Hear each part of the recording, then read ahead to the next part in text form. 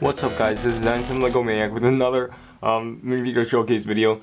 And today we're going to take a look at the two minifigures from the greatest film ever made, The Dark Knight, and that is Batman, the Dark Knight himself, and Two-Face, Harvey Dent, the White Knight and tragic hero. So yeah, I made these minifigures just a few weeks ago, and there's like other minifigures I made a long time ago, but I realized I never gave DC their love, and I usually favor Marvel more when it comes to like making minifigures and stuff like that. So I decided to give them a video. So I have that. So yep, and we're gonna continue on with this video. And there's still a lot of minifigures I still want to show you guys. And yep, and I don't know what else to say. So let's just go on with the video.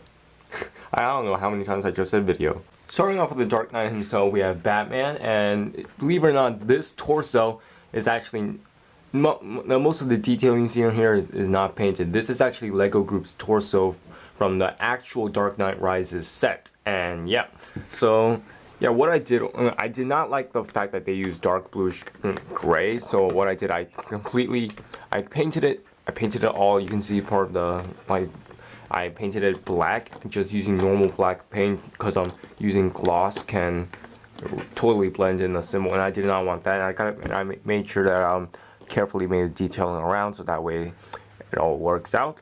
And the same thing can be said for the back. And I have the old cape of Batman. I'll probably might get a new cape when I get a Gorilla Grodd set, which and the arms are fully painted, and legs are fully painted too, and the shoulder pads, the knee pads, and these spike gauntlets, they're actually sculpted by me, and with green stuff. And all these outlining, because Batman has there's a lot of armor lining here, so you can see a lot of the intricate line details, and it was really hard to get all of them just right like that. There's actually more lines on his suits, but I try my best to paint as much as I could.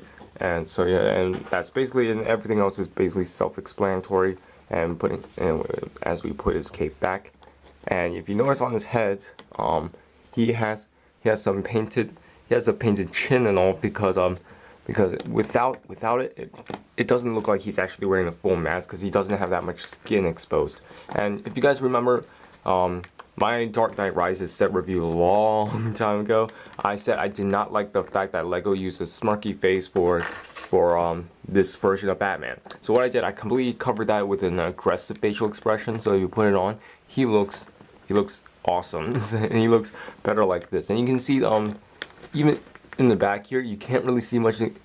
That's how much skin would be exposed. So that's why I painted it, so that way it wouldn't be that noticeable, because it just looks weird with that. So yeah, that's basically it on Batman, and we can move on to the next minifigure. It's the best Batman ever. Oh wait, actually, he actually comes with two accessories. I do not like these guns, but I figure I should make use of it, because it looks like something what Batman would use. So I use this to make his grappling gun. Now it doesn't look, the shape of it, it's not accurate, but I try my best to paint something so that way it looks something like it.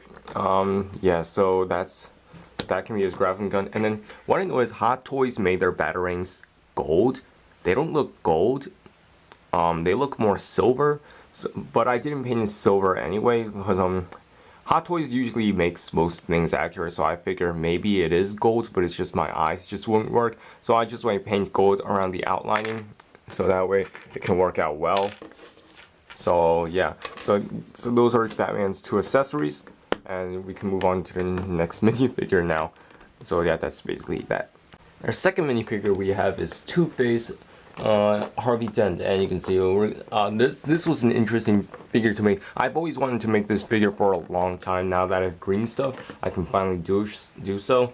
And I think most of you guys are going to talk about the hairpiece, like how it looks just off. But this is the one way how to do it anyway. Even if you look at Hot Toys, there's a lot of hair missing here, so that's try and represent. If you look at Lego's actual hairpiece, this is based off the standard hairpiece that Tony Stark has. If you compare it, this is about the same height as what a minifigure would have with a hairpiece. So I can't just like overlap it more, or else that would just look really awkward.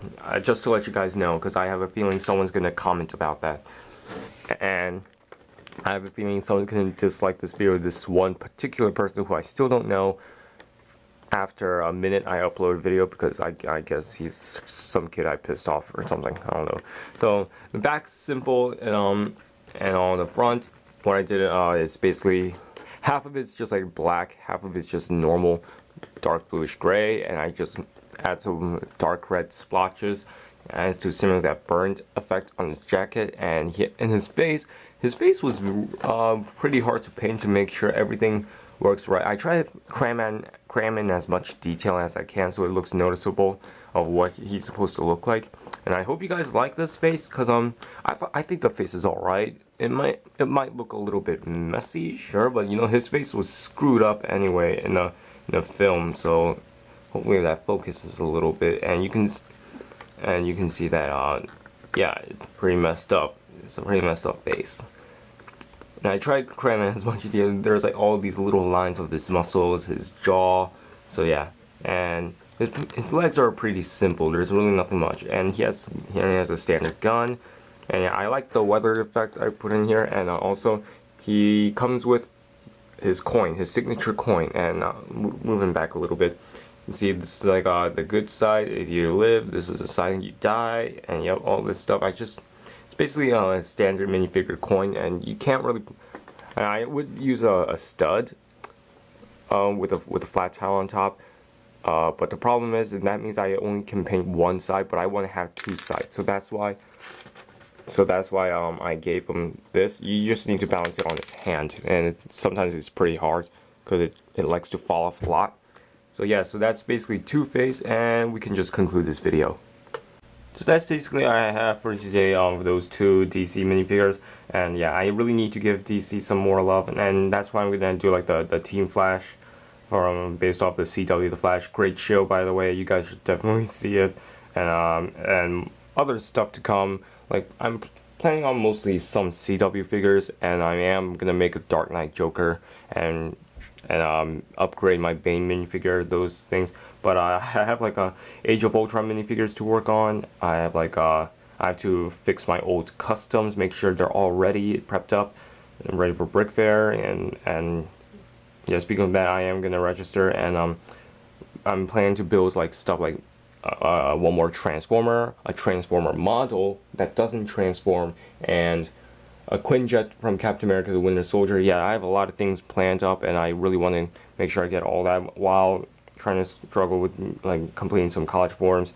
So yep, that's basically all I have for today, and I hope you guys like this video, and I'll catch you guys later.